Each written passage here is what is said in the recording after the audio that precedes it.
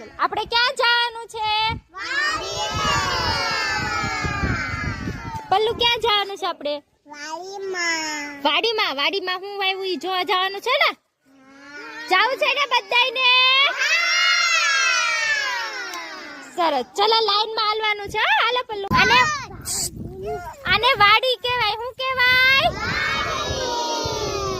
સરસ. આ વાડીમાં હું વાવ્યું છે કોને ખબર છે? શીંગો. શું વાવ્યું? શીંગો. સરસ.